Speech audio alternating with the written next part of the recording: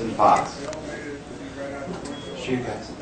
I guess the obvious one, the softball, is how does it feel to win an NCAA title? It's like a dream come true. I think everyone probably says that, but I probably just broke my nose, my face is all beat up, and I'm tired. But all I can think about is, wow, I did it. I achieved all my goals. And just really, it's weird. Dustin, this got to be the best way to pull it out. You go extended overtime. I guess your style being strong on your feet, getting a single. Is there a better way to pull it out like this? I mean, obviously, I think I could have been more dominant, but JD's a tough opponent. He's a tough adversary, and I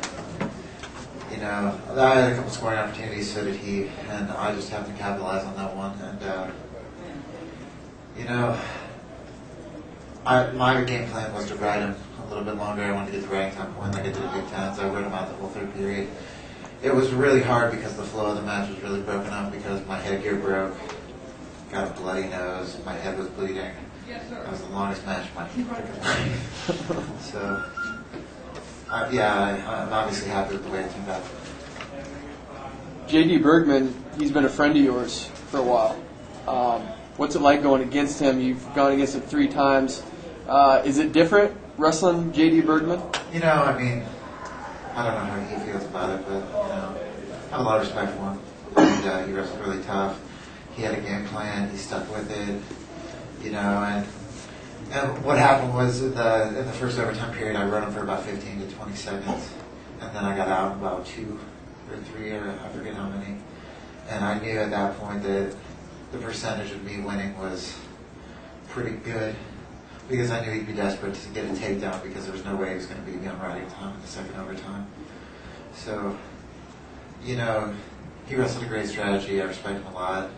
I'm still friends with him. I don't know how he feels, obviously, but I'm sure we'll talk sometime. Dustin, more gas in your tank than he had? I think so. I think I had my weight on him a lot more than he did on me, I think, was the end of the story.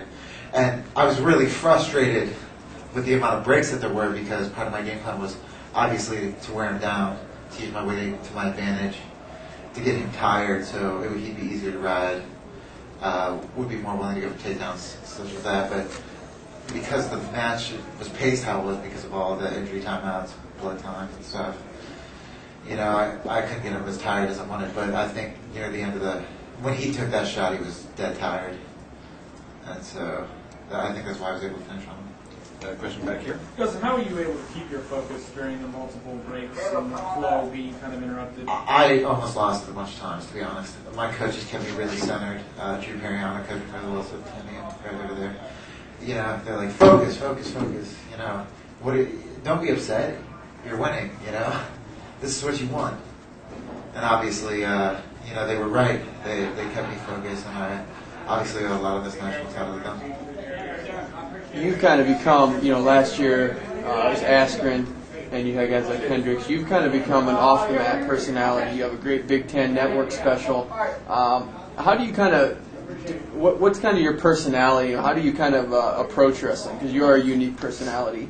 Well, I always get this a lot. I always get the, wow, you're smart for a big guy. Yeah. So all big guys are dumb. But, I go to Northwestern, a great university. I can't say I'm the best student, but what I can say is that I feel like I'm really intelligent, and that, I obviously take some of that to the mat. And I think I unnerve people because I'm cultured, Like, I was an Asian studies major for a while. I speak a little bit of Mandarin. I've been to China. I have plans to travel in Europe after college, and a lot of people, some people, like wrestling, people call it weird. I think other people call it culture. I like sushi, and that boggles the mind of a lot of people. I don't understand what's the matter with sushi. That's good. Yeah, it's good. Any other questions? There were times in the match where Bergman was attacking and their coaching staff was calling for stalling. The crowd was kind of getting on you a little bit. Did that bother you at all? It's the national finals. You got to score a takedown. I mean, that's what I think. And I think I was just as aggressive as he was. I did back out of bounds a couple times. I could have circled in, but I didn't feel like they were going to call me for stalling because I was, being adequately aggressive on my feet. I think they didn't want to change the match. They knew that we weren't going to score on each other on our feet. So they wanted to let the mat decide it, like they did at Big Tens. But you got to get a feel for the officials as you're officiating. And I think also that it's hard for them to call stalling when the match is as broken up as it is, because really you lose a flow of the match. That's what it's like. When I say flow, that's what I mean. Like you can't get a guy called for stalling when there's a break every 10 seconds, because the official has a tendency to forget what just happened. And that's kind of what preempts the stalling call. So it was hard for me to call stalling. Is this your natural hair color? Yes. And we have a question. Go ahead. Did you do anything in the off season or preseason in terms of on your feet? You always seem to be so strong there, and you're pulling off a number of close matches with getting takedowns. I've always been good on my feet. Actually, when I came to college, my problem was the mat. Not bottom. I've always been relatively good on bottom, but top.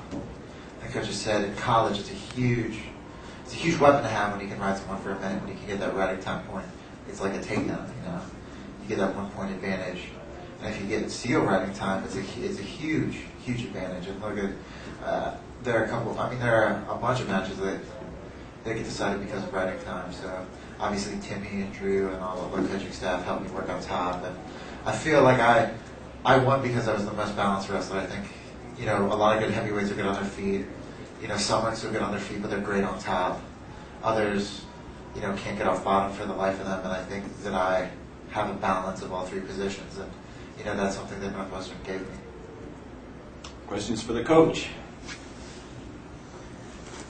What's it been like coaching Dustin Fox? He kind of talks about the culture.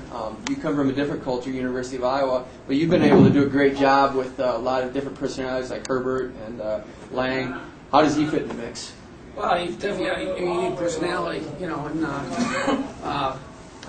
I went to Iowa, but I grew up in the Chicago area, so I have a little culture too. I went to museums and things like that, so ballet once in a while, musicals, so.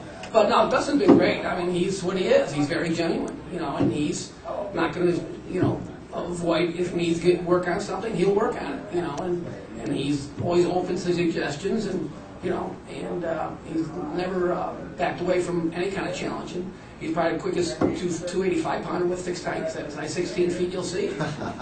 So I'm real proud of him, and I'm proud of the whole team, and we're glad that he's going to graduate this year and move on to bigger and greener things. All right, we'll put this interview on PBS and say congratulations. I already got to try the rest.